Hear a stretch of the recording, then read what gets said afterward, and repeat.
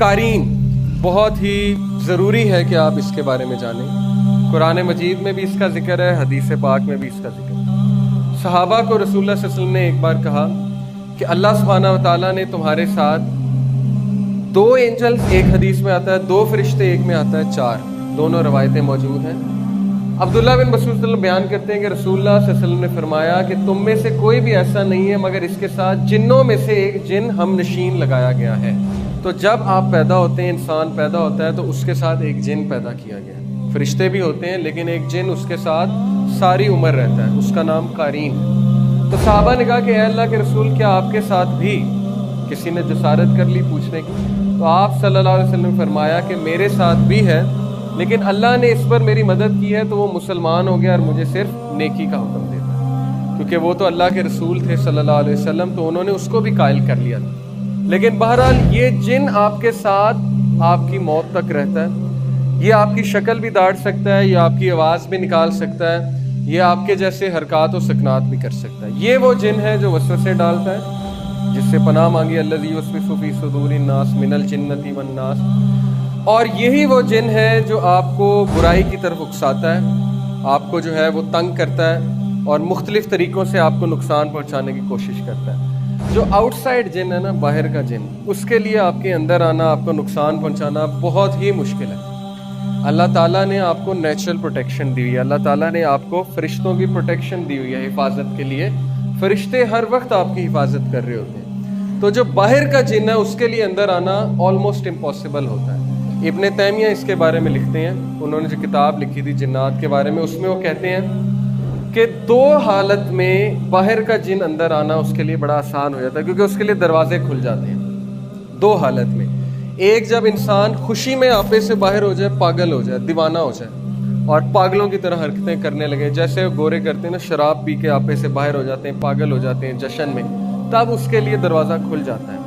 دوسرا، جب انسان شدید غم کی حالت میں ہوتا ہے، بہت زیادہ غم کی حالت میں، اور بہت زیادہ روتا ہے، غم کرتا ہے، ڈپریشن کی حالت میں جاتا ہے، تب بھی اس کے لیے دروازہ کھل جاتا ہے اور تب بھی باہر کا جن جو ہے وہ اندر داخل ہو سکتا ہے.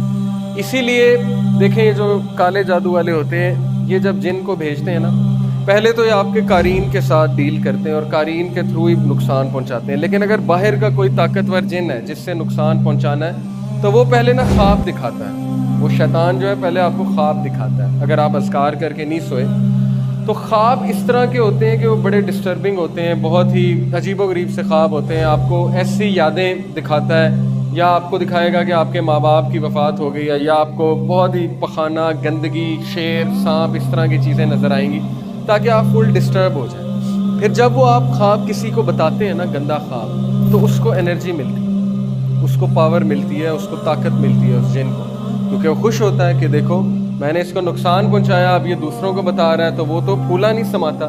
ایک صحابی کو ٹھوکر لگی تو انہوں نے کہا کہ شیطان نے لگوا دی. تو نبی صلی اللہ علیہ وسلم نے کہا کہ نہیں، تم کہو بسم اللہ، کیونکہ تم یہ کہو گے تو وہ پھولا نہیں سمائے گا، بسم اللہ کہو گے تو وہ سکڑ کے مکھی کی طرح ہو جائے گا. اس لیے اس کو کریڈٹ نہیں دینا چاہیے، برے خواب کو نہیں بتانا چاہیے. ہاں اگر ضرورت ہے تو کسی نیک آدمی کو، کسی راکی کو، ایسے ایکسپرٹ کو بتائیں، لیکن ہر ایک کو بتاتے نہ پھریں، اس کو زائل کر دیں. اعوذ باللہ پڑھ کے 3 بار یہاں پہ اسپٹ کر کے تھوک کر اس کو زائل کر دیں. تو یہ باہر کا جن، اس کے لیے اندر داخل ہونا بہت مشکل ہے. میں مزید آپ کو بتاؤں گا، لیکن ابھی حدیث کی طرف واپس آتے ہیں. بیسیکلی یہ جن آپ کے ساتھ ہے اور یہ قارین ہے، ایول کمپینین، یعنی کہ برا ساتھی، اور یہ آپ کے ساتھ موت تک رہتا ہے. اب اس کی عمر بہت لمبی ہوتی ہے. جب آپ وفات پا جاتے ہیں تو ضروری نہیں کہ یہ بھی وفات پا جائے. اور میں نے ایک راکی ہیں بہت بڑے، ان کو یہ کہتے سنا ہے کہ یہ والا جن جو ہے جب مردے کو جلاتے ہیں تو یہ طاقتور ہوتا ہے، کیونکہ آگ کا بنا نا، جنات آگ کے بنے. اب ہندو جو ہے وہ ظاہر ہے مردوں کو جلاتے ہیں تو ان کا قرین طاقتور ہوتا ہے. اور مزید لکھا گیا اس کے بارے میں کہ اگر پھانسی دیں تو یہ بھی مر جاتا ہے. اب پتہ نہیں، واللہ عالم، حدیث نہیں ہے، لیکن اس طرح کی باتیں میں نے پڑھی ہیں کہ اگر کسی کو پھانسی دیں تو یہ جن بھی مر جاتا ہے اس کے ساتھ، یا گردن اڑا دیں کسی کی تو یہ جن بھی اس کے ساتھ مر جاتا ہے. خیر، یہ جن آپ کی شکل بھی داڑ سکتا ہے، آپ کی آواز بھی نکال سکتا ہے، اس لیے بہت خطرناک ہے. قال قرینہ ربنا ما اطغیتہ ولکن کان فی ضلال بعید. قرآن کی آیا ہے سورہ کاف آیت نمبر 27. قال قرینہ، اس کا ہم نشین کہے گا قیامت والے دن کہ اے ہمارے رب، میں نے اسے گمراہ نہیں کیا تھا، بلکہ خود ہی دور دراز کی گمراہی میں تھا. وہ معصوم بن جائے گا قیامت والے دن. وہ کہے گا کہ میں تو صرف آئیڈیا دیتا تھا, میں تو صرف اسے برائی کی طرف اکساتا تھا, اصل میں کرنے والا یہ خود تھا. اور اصل بات یہی ہے, اس کا بس نہیں ہے. اس کا بس صرف اتنا ہے کہ وہ آپ کو ایک وسوسہ پھینکے گا, آپ کو ایک آئیڈیا دے گا. اب آپ کی ذمہ داری ہے کہ آپ اس کو طاقتور کرتے ہیں کہ کمزور کرتے ہیں, کیونکہ ہماری لڑائی اس کے ساتھ ہے. ابن مسعود رضی اللہ عنہ کے بارے میں آتا ہے صحیح روایت میں کہ ایک بار ان کا قرین ان کے سامنے آ گیا اور بالکل ویسی شکل تھی.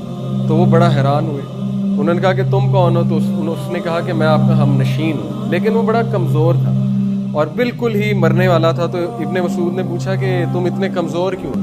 تو اس نے کہا کہ آپ کے اعمال نے مجھے کمزور کر دیا. تو یہ ہمارے اعمال ہیں. اب کن اعمال سے یہ جو ہے اس کو خوراک ملتی ہے, اس کو پاور ملتی ہے؟ دیکھیں, اب یہ چیز بھی ہمیں سمجھ لینی چاہیے کہ رسول اللہ صلی اللہ علیہ وسلم نے فرمایا کہ بائیں ہاتھ سے نہیں کھانا چاہیے. ایسے ہی ہے, کیونکہ بائیں ہاتھ سے کون کھاتا ہے؟ شیطان کھاتا ہے. اور پانی بیٹھ کے پینا چاہیے. اسی طرح غسل خانے جاتے ہوئے بائیں پیر پہلے, اور ہر اچھا کام کرتے ہوئے دائیں ہاتھ سے کرنا چاہیے. کپڑے پہنتے ہوئے پہلے دائیں طرف سے پہننا چاہیے, جوتی پہنتے ہوئے دائیں طرف سے. یہ جو ساری باتیں ہیں جن کو ہم بہت زیادہ ایزی لیتے ہیں اور بہت زیادہ اگنور کرتے ہیں, ان کی بڑی اہمیت ہے.